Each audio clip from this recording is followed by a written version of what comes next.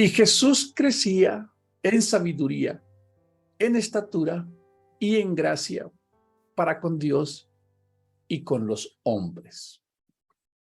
Así es el modelo de pedagogía con el cual creció el maestro de la vida, el pedagogo del amor, el maestro de las emociones, Emmanuel, es decir, Dios con nosotros.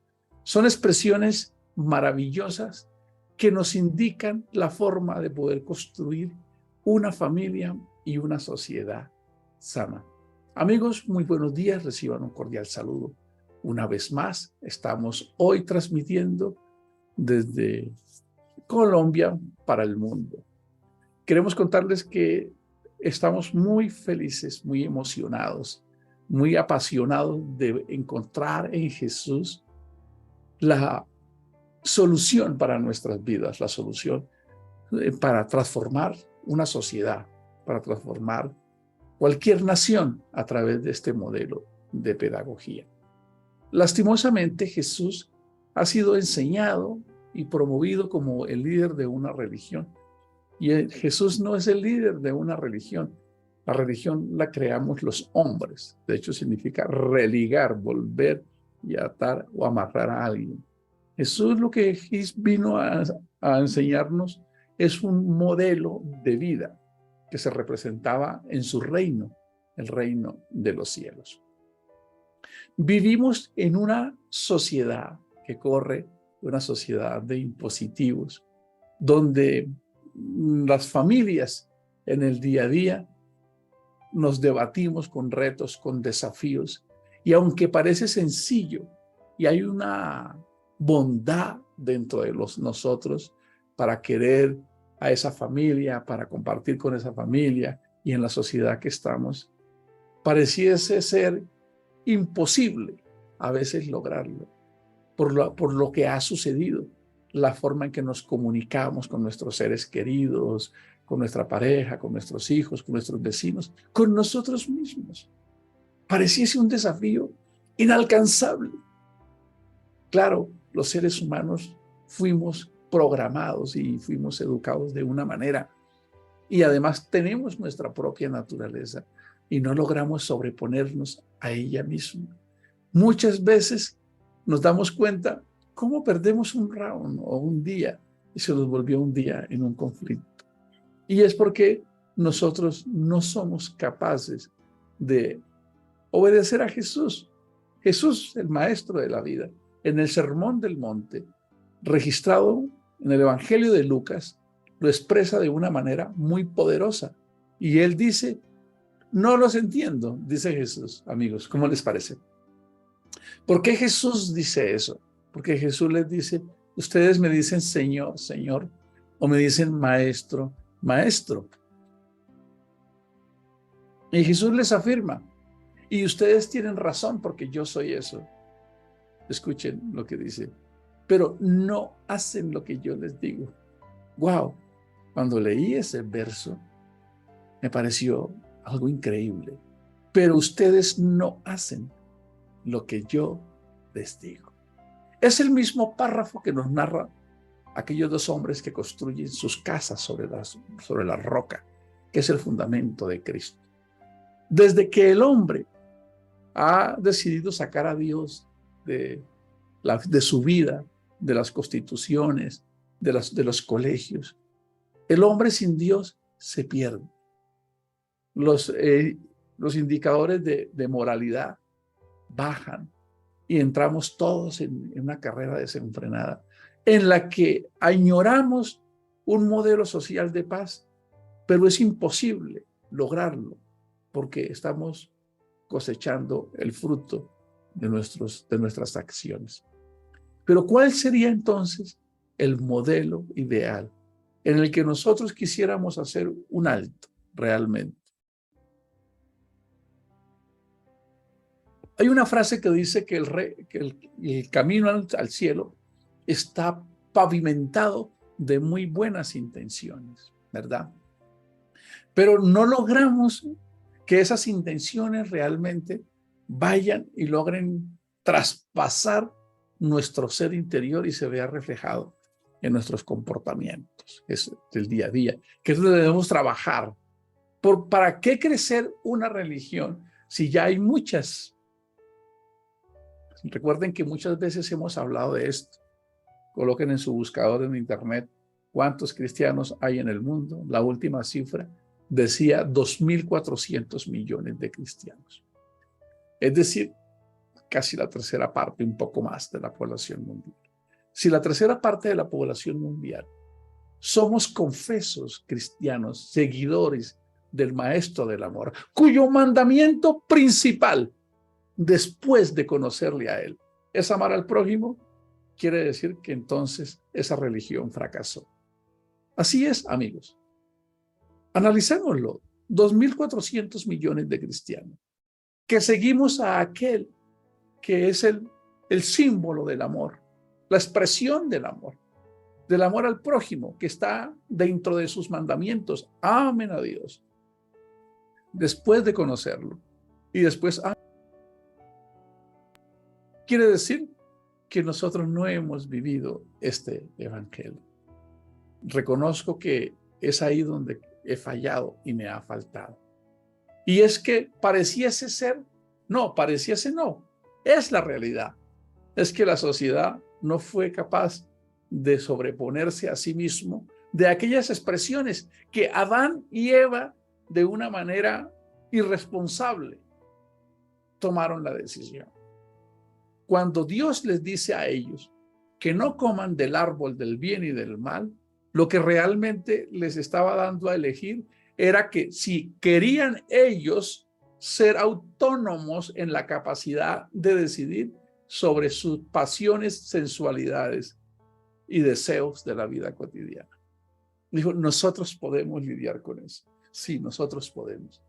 Pero desde que el hombre da ese paso voluntariamente a querer como Dios, tener la capacidad del dominio propio para conquistar sus deseos, sus pasiones, toda su naturaleza, no se necesitó más para destruir al hombre. El hombre se autodestruye solamente con la incapacidad que tiene de gobernarse a sí mismo. ¿Y a qué obedece esto? Al modelo de pedagogía. Nunca habíamos tenido una sociedad tan abundante, hijos que van a las mejores universidades, quizás, que trabajan, que estudian, que han tenido una comodidad. Esa expresión que muchos padres hemos usado, creo que le ha hecho mucho daño a nuestros hijos. Es que yo no quiero que mis hijos sufran lo que yo sufrí. Es que yo no quiero que ellos pasen por lo que yo pasé. Quiero decirles que por lo que nosotros pasamos, logramos hoy tener cordura, tener experiencia y decir, wow. Y casi que podemos decir que es la suma de todas esas experiencias las que nos han llevado hasta acá. Así que en este modelo denominado Generación Cristo, estamos comprometidos con mirar hacia nosotros, una mirada interior profunda hacia nosotros.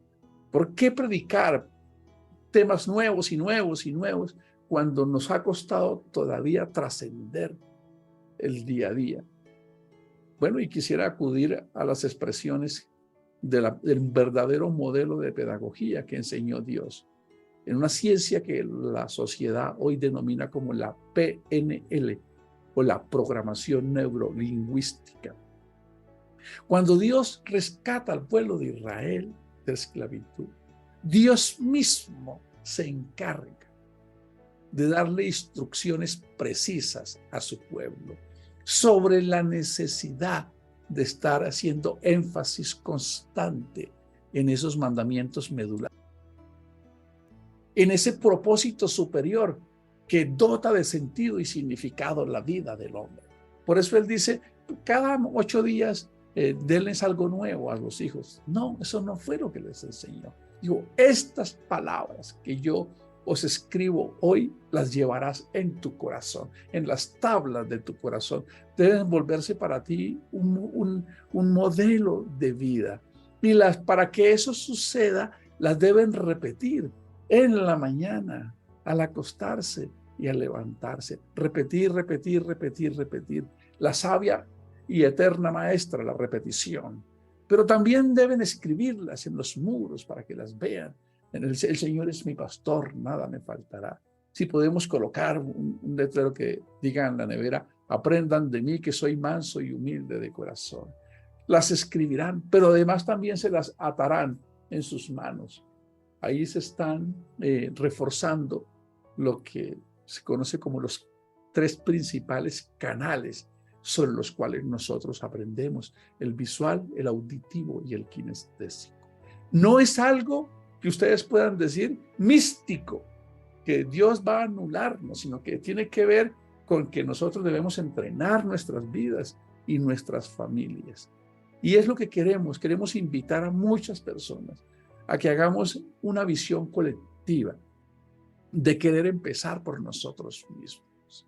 Hemos estado haciendo ejercicios con algunos amigos, colocándonos una meta: ¿cómo construir una familia feliz? Hicimos un ejercicio: ¿cómo construir una familia feliz? Y estábamos un grupo como de 15 personas y proponíamos los ejercicios para construir una familia feliz y nos perdíamos. El silencio era impresionante, porque hay un ejercicio que se llama obstáculos para construir una familia feliz, y ahí nos descubrimos cada uno, porque empezaron a emerger. ¿Por qué tú no tendrías una familia feliz? Porque vivo muy ocupado, porque soy de mal genio, porque no soy lo suficientemente comprometido, porque no soy responsable. Y empezaron a salir una cantidad de circunstancias y todos estábamos como preocupados de ver que para poder hacer realmente una transformación social, no va a pasar nada si eso no sucede en nosotros. Y eso nos va a costar un valor. Lo que sucede es que los que estamos aquí ya de algunos años adelante y ya hemos construido una vida, tenemos que, para llevar esa vida y reencaminarla a Cristo, se puede y se puede y se puede, pero debemos estar dispuestos a pagar un precio y hacer un alto en la alocada carrera que podemos llevar y decir: ¿para dónde es que voy? ¿Cuál es el propósito de mi vida? ¿Hacia dónde estoy enfocado? ¿Qué es lo que me agrega? ¿Qué es lo que me llena a mí? ¿Qué es lo que yo siento que es la misión de mi vida? Correr, ir, hacer, lograr cosas para mí. Bueno, en esa lucha de sobrevivir y de lograr cosas, podemos estar dejando de lado lo más importante de la misión que el Señor Jesús nos encomendó.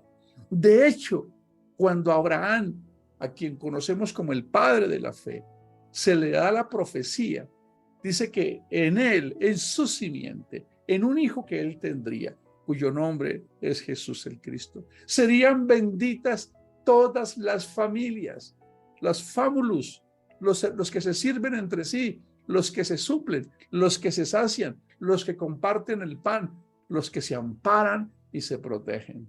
Y es un desafío maravilloso. Y debemos nosotros cerrar filas contra las familias. Perdón, a favor de las familias. Iglesia, amigo, Gio, tú mismo.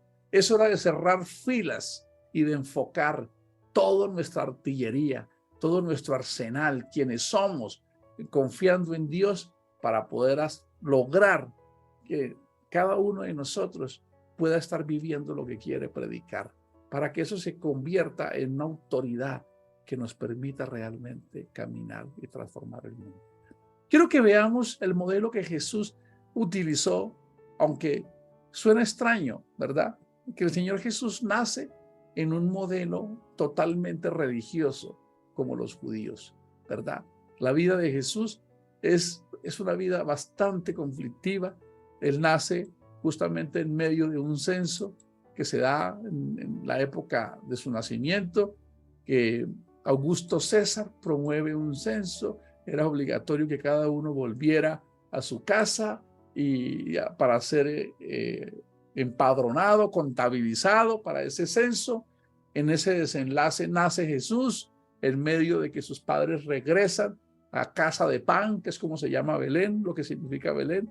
Sucede algo extraordinario, y es que hay una delegación de ángeles que se manifiesta para dar a conocer a Jesús, una corte celestial, que es lo que quisiera que todos los que escuchan este mensaje pudiésemos entender y resignificar lo que hemos creído de Jesús. Jesús no es nuestro hermano mayor, como dicen algunos. Jesús no es nuestro iluminador. Jesús no es nuestro líder ni nuestra cabecilla. No, Jesús es la manifestación de la eternidad, tan importante. Pero no es que Jesús estuviera en la eternidad y se hubiese venido, porque llegó como un niño.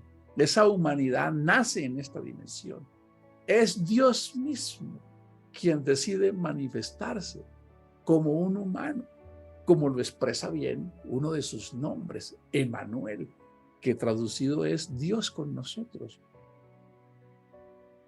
Y Él viene a rescatarnos de todo esto que les he estado comentando, a traernos un reino de bondad, un reino de transformación, un reino donde nosotros pudiésemos llevar la paz y su mensaje a nuestras vidas y a las naciones. Es lo que Él expresa en Mateo 28, pero no sé en qué momento nos perdimos, cuando su palabra dice, id y predicad esta buena noticia a todas las naciones y hagan los discípulos, es decir, entrénenlos en esta forma de vida. ¿Dónde se perdió eso?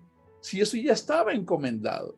Pues porque hicimos una religión y nos enfocamos en conquistar a un enemigo exterior y vamos en una desenfrenada y alocada carrera por conquistar cosas exteriores y nos hemos olvidado de lo más importante. Claro, si yo no estoy formado en eso, como decían algunos por allá, los pensadores griegos, pues yo estoy habituado a vivir de esa manera. Y esta sociedad es adoctrinada en los procesos sociales, de manera que salirnos de ahí pareciese imposible. Pero hay muchos desafíos, amados hermanos. Hay muchos desafíos. Hay muchas personas que ya perdieron la pasión por vivir. Hay muchas personas que, aunque quizás sus vidas pueden estar en un mediano estándar económico, a veces en la soledad de sus mañanas o de sus madrugadas se preguntan, ¿y cuál es el sentido de la vida? ¿Por qué siento que no logro tener el control? A veces vemos esos desafíos tan grandes en el día a día. Y lastimosamente es porque vamos muy deprisa y no hemos hecho un alto real para mirar dónde debemos enfocarnos o qué herramientas deberíamos utilizar. Así que cuando estos pastorcitos, volviendo a la historia, están allí pastoreando sus ovejas, se les aparece esa corte celestial. ¡Wow! Y algo maravilloso. Dice que una multitud de ángeles alababan a Dios y decían, gloria a Dios en las alturas y en la tierra paz, buena voluntad para con los hombres. Pero nos quedamos en esa espiritualidad, pero cuando nos damos cuenta, mientras revisaba las notas, en este capítulo 2 del Evangelio de Lucas se comprimen 12 años de la vida de Jesús y ven la profecía. Aquí está Simeón, un hombre al cual Dios le había prometido, un hombre que servía en el templo, que él no moriría hasta que viera a aquel que sería la gloria y la esperanza de Israel. Y el día que sus padres lo llevan al templo, Simeón lo ve y llora y da gracias a Dios porque puede contemplar a aquel que será la bendición para Israel y todas las naciones. Pero amigos y hermanos, ¿dónde está esa bendición? No se ha aprovechado esa bendición. Las familias están con vacíos, con desafíos muy grandes, ¿verdad? Y ustedes conocen esta historia, entonces, que Jesús sigue creciendo, va al templo, va a ser presentado, regresa, se pierde de sus padres y cuando lo encuentran, sostiene una conversación con sus padres maravillosa. ¿Qué es el modelo que nosotros como padres o abuelos, aunque nos cuesta ya mucho trabajo, ejercer autoridad o al menos control sobre nuestros nietos, pudiésemos ver? Hoy la sociedad, lastimosamente, se enfoca en que nuestros hijos aprendan muchas cosas de este mundo, en que aprendan, que vayan a las escuelas de natación, que mi hijo está en la escuela de ajedrez, el mío está en las dos, toca piano, toca tal cosa, sabe hacer lo otro, pero miren que lo que Jesús hizo y nos dejó como ejemplo. En el verso 52 del Evangelio de Lucas, en el capítulo 2, dice lo siguiente: y Jesús crecía en sabiduría y estatura y en gracia para con Dios y los hombres. Y quisiera que todos nosotros pensáramos un poco en estos versos tan sencillos, porque es la forma en que podríamos transformar una sociedad. Y es el modelo que Jesús. ¿De qué sirve darles a nuestros hijos tantas herramientas para el mundo exterior cuando serán niños emocionales frágiles que no van a ser capaces de sobrellevar? ¿Y por qué lo digo? Porque la estadística lo está diciendo, que el índice más alto de los trastornos mentales en este mundo está entre los jóvenes de los 14 a los 18 años.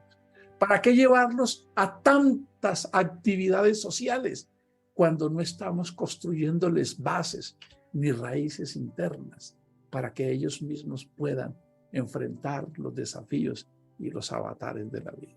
Pero esta es la fórmula que quisiera que hoy la reflexionáramos y pensáramos cómo la podemos aplicar. Jesús crecía en sabiduría. ¿Y qué significa crecer en sabiduría? Significa volver nuestra mirada absolutamente a Dios para tenerlo como nuestro indicador de ruta, nuestro modelo de vida, saber que todo lo que hagamos debe estar alineado en su propósito y en su voluntad. Pero esta sabiduría es una sabiduría práctica. Y aquí hay una brecha, y es que el cristiano, cuando se dedica a orar, se la pasa es a pedir y pedir y pedir y pedir y pedir. Pero el cristiano no medita, no se autoanaliza, no piensa. Jesús quería una generación de pensadores, de personas que fuéramos capaces de aprender de nuestros fracasos, de analizar profundamente la forma en que debemos vivir. Esta es una sabiduría para la praxis, para la vida, sacar ese tiempo de meditación donde podemos autoevaluarnos, quedarnos un rato en la madrugada, no siempre diciendo, Señor, bendice, dame, haz. No. Esa contemplación, es ese análisis profundo, es esa meditación donde yo puedo entenderme para llegar a encontrar esos arcanos de la sabiduría, para meterme, para introspectarme y decir, Dios, yo aún necesito más de ti. Mi alma tiene sed, como lo expresaba el salmista David. Mi alma tiene sed del Dios vivo. Mi vida se mueve en tierra seca y árida. Te necesito, Jesús. Esa sabiduría es la que nos está haciendo falta. Creo que estamos perdiéndonos la oportunidad de autoconocernos, de entendernos, de sopesar quiénes somos para poder llegar a esas profundidades de la sabiduría que Dios quiere para nosotros. Crecer en estatura, crecer, madurar en esa inteligencia emocional, en eso quienes somos nosotros. Crecer es analizar, es convertir todas las oportunidades en un entorno pedagógico, en el día a día. ¿Por qué yo reacciono así? Porque pienso, siempre hay una intención en mí en ser un mejor cristiano. Pero ¿qué sucede? Que no logro hacerlo. Quisiera dedicar más tiempo a la lectura, a la palabra de Dios, pero no lo logro hacer. Quisiera crecer más en la forma en que yo me conduzco en el día a día, pero ¿qué sucede? Que no pasa. Crecer, no podemos quedarnos estáticos, metidos en la rutina. Es un proceso y es maravilloso que esto haya estado escrito acá. Jesús crecía en sabiduría, en autoanálisis, en aprendizaje, en aprender a reciclar sus malas experiencias, sus persecuciones y traiciones para convertirlas en una sinfonía para la vida. Pero también este crecimiento tan maravilloso, no podemos quedarnos estáticos, sino simplemente procurando cada día rendir un poco más. Nos encantan las frases. Aquí las hemos dicho y algunas se las han aprendido. ¿Para qué necesitaríamos un día más si ese día no vamos a aportar o a crecer algo, sino que estamos metidos en una rutina sin vivir en el nivel de conciencia? Y hay dos expresiones más para terminar este mensaje. Crecía en gracia para con Dios y para con los hombres. En este verso se resume de una manera muy práctica lo que está en lo que se llamarían las inteligencias superiores, en lo que se conoce como el principal mandamiento: amar a Dios, amar al prójimo y amarte a ti mismo. Aquí Jesús lo expresa desde la forma, desde la praxis y desde la práctica. ¿Por qué? Porque el objetivo principal es que el hombre sea un hombre sabio.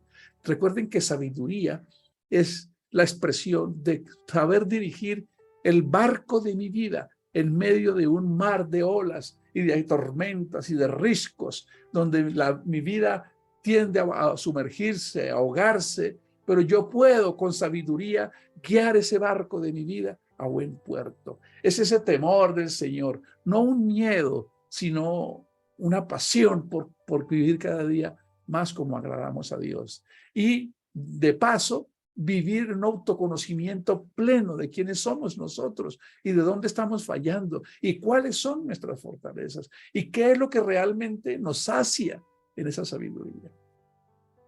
Pero aquí estamos viendo algo, y es en gracia para con Dios y para con los hombres. ¿Pero qué significará gracia? Gracia significa básicamente, se lo escuché una vez a un profesor que me lo explicó de la siguiente manera: es como si tú te miraras en el espejo de Dios, como si tú te miraras ante Dios con un espejo y Dios se reflejara en ti. Entonces, como Dios se refleja en ti, entonces tú le gustas a las personas por tu gracia, por eso que hay en ti, por esa forma apacible, por esa forma bondadosa, por esa vocación que surge dentro de ti de querer estar siempre agradando a Dios en un modelo de vida. ¿Cómo explicar esto? Jesús crecía en gracia para con Dios y para con los hombres. No estamos hablando de la gracia, la provisión salvífica por la cual recibimos la salvación, sino una forma con la que yo me conecto con Dios, de una manera que me encuentro tanto con Él, que lo menos que va a suceder es que en el día a día, cuando estoy en circunstancias, la gente empieza a ver que en mí hay algo diferente, que yo no ando corriendo por las vanidades y las bagatelas de este mundo, sino que tampoco ando pendiente a toda hora cazando dificultades o defendiéndome, sino que, oye, tú como eres como raro, ¿verdad? Ustedes recuerdan que cuando cuando capturan a Jesús y que Pedro por allá escondiéndose, una mujer lo ve y le dice: tú has estado con Jesús, tú eres de Él. Es más, hasta hablas parecido a Él. Nos estamos refiriendo a eso, a hacer un alto hoy y decir, un inventario real. Gio, ¿quién eres tú? Ahí estamos hablando de esa sabiduría de introspección. ¿Para dónde vas, Gio? ¿Cuáles son tus prioridades? ¿Cuál es tu propósito real en la vida? Sé sabio, haz un autoanálisis. ¿Cuál es tu misión más cercana? Piénsalo, Gio, analízalo.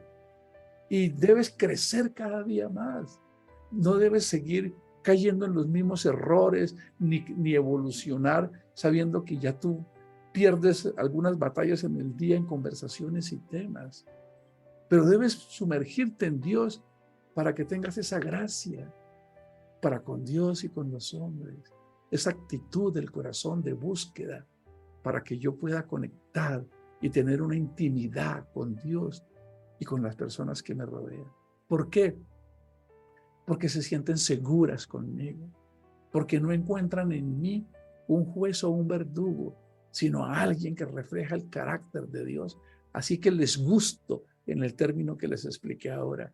Gracia realmente es que ven en tu faz el reflejo del amor de Dios, y de esa manera es imposible que alguien no quiera y no pueda conocer a Dios a través de ti. Señor Jesús, te damos gracias por tu modelo de pedagogía, que es maravilloso. Sabemos que todos nosotros Estamos en este desafío del día a día para correr, para mejorarnos. Y pareciese ser que nos hubiesen enseñado a otra cosa, pero lo que tú quieres es que cada uno de nosotros se enfoque en sí mismo, en llevar una vida de meditación, de profundidad, de reflexión profunda, constante, de autoevaluación, de resignificar el orden de las cosas. ¿En dónde estoy hoy yo? ¿Hacia dónde voy yo hoy? ¿Qué es lo que es mi prioridad hoy? ¿Dónde estoy perdido hoy? Y permíteme crecer en ti, Jesús. Que nuestros nietos, a nuestros hijos, ya los míos se crecieron seguramente, estos los tuyos, no estén en tantos programas sociales, sino que si tan solo pudieran estar en el programa de la eternidad, de conocerte a ti, Jesús, para que sean hijos y nietos e incluso adultos que buscamos la sabiduría, sí, esa profundidad de vida, ese crecer internamente, esa intimidad contigo para que nosotros seamos ese reflejo. Es la forma en que hay gracia, en que podremos conectar con las personas. Gracias, Jesús. Somos necesitados de ti, Señor. Permite que estas palabras puedan meterse dentro de nuestro corazón y hacer una especie de cardiomorfosis. Sí, y decir, Señor, ¿por qué soy así? Yo quiero ser el reflejo tuyo para hallar gracia ante el prójimo y poder hablarles de ti. Te presentamos esta semana, en tu nombre santo, cada familia, cada hijo tuyo, cada ser humano que en cualquier lugar del mundo enfrenta sus propios desafíos. Sabemos que contigo somos más que vencedores. Amén.